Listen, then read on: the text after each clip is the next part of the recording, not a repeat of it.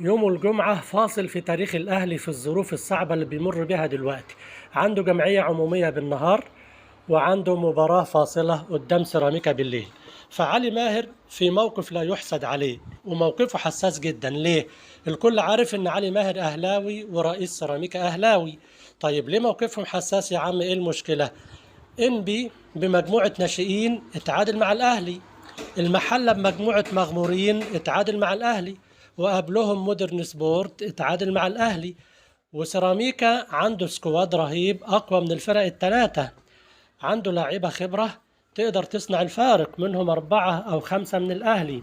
فلو نزل فتح خطوطه وهاجم الأهلي زي ما عمل في المواسم السابقة، هيشيل نتيجة تقيلة ويقدم لهم المباراة على طبق من ذهب، ويظهر إن هو فوت الماتش.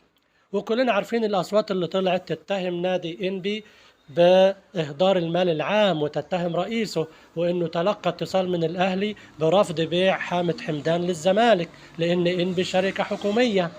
فطبعا السوشيال ميديا دلوقتي ما بتسكتش، وأنا عارف إن مفيش مدرب بيبقى عايز يخسر أو يفوت ماتش، ولكن أنا عندي فريق واتنين وتلاتة قدوا مباراة كبيرة مع الأهلي، وقفلوا خطوطهم وأمنوا دفعاتهم، وينبه على بسام باليقظة، ويستغل انطلاقاته وسرعات لاعبته، يقدر يجيب جون واتنين في الأهلي ويكسب أو على الأقل يتعادل وأخرس كل الألسنة.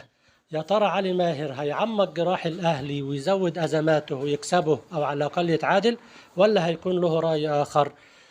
يا ريت اللي ما اشتركش في قناة العمريتي سبورت يشترك، وسلام عليكم.